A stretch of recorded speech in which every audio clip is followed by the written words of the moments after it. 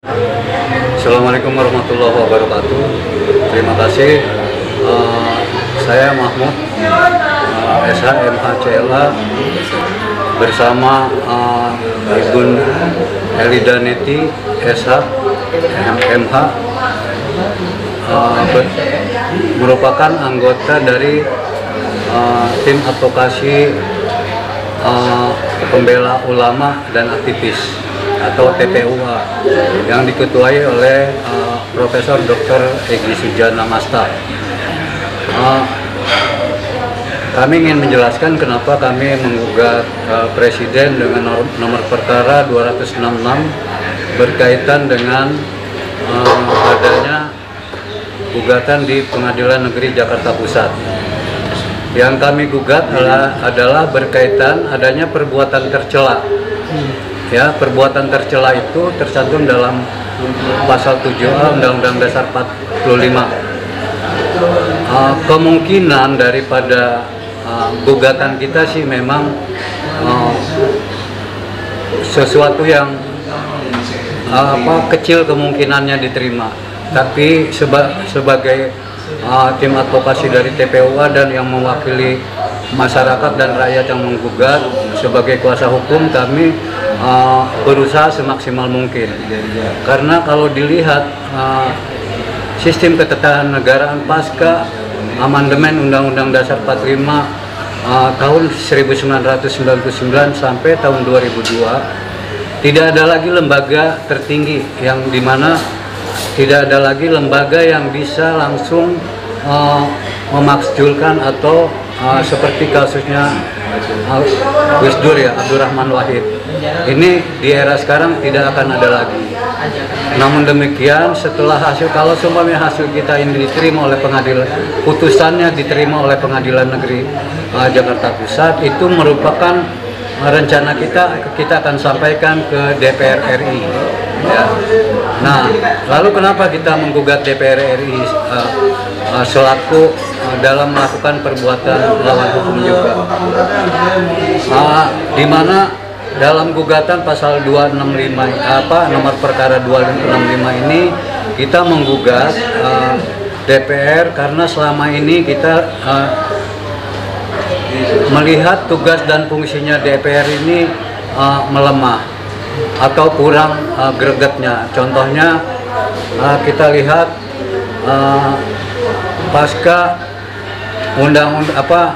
dibentuknya anggota DPR tahun 2014 sampai tahun 2019, Undang-Undang nomor 1 tahun 74 di amandemen hanya satu pasal saja.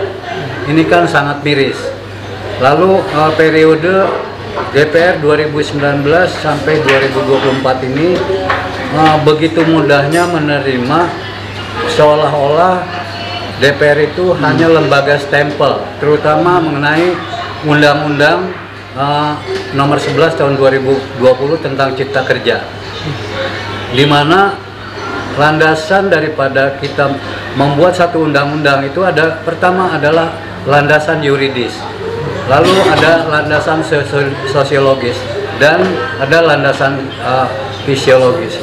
Hal ini kita lihat bahwa lembaga DPR ketika ada aspirasi masyarakat berkaitan dengan Undang-Undang nomor 11 tahun 2020 itu sepertinya cuma jadi lembaga stempel, padahal terjadi penolakan di mana-mana. Kalau menurut Jimli Asidiki ataupun bagaimana, salah satu undang-undang itu dibuat tidak boleh terjadi adanya pertentangan di masyarakat. Ini kan sangat kental sekali.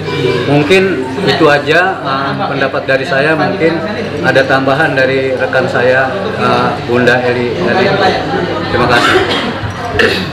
Terima kasih waktu yang diberikan.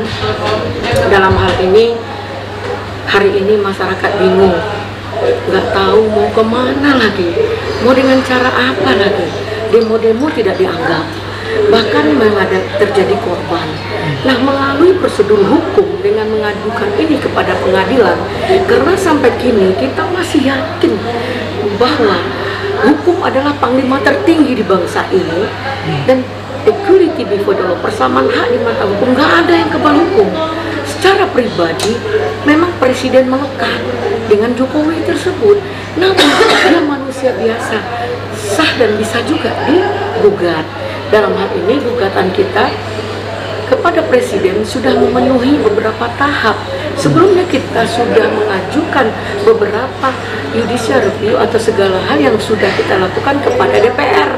Namun DPR tidak menggubris, bahkan mengabaikan hal ini 6 bulan lamanya. Di sini kita bersikap untuk mengajukan gugatan. Saat ini kita melihat DPR tidak sesuai dengan fungsinya. Kenapa kita sampaikan di sini bahwa fungsinya dia adalah wakil dari rakyat. Ini rakyat lagi menggugat. Loh, kok hari ini dia peduli, tidak memperdulikan rakyat menggugat. Bahkan kita saatnya akhirnya menggugat wakil dari rakyat itu sendiri. Ini peta komprinya seperti apa? Luar biasa.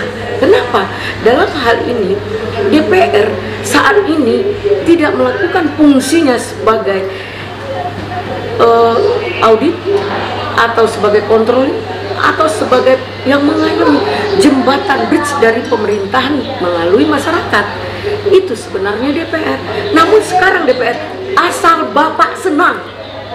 Itu luar biasa. DPR hari ini bersikap, apakah dia tidak mengetahui atau pura-pura tidak tahu atau tidak memperdulikan apa yang terjadi di bangsa ini. Saya sedih. Kami atas nama masyarakat miris dengan persoalan bangsa di saat ini. Agama diperlakukan seperti apa?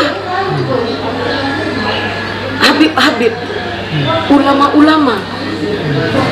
Kita merasa saat ini sebagai masyarakat yang beragama merasa tidak adil, kurang adil lah pemerintah.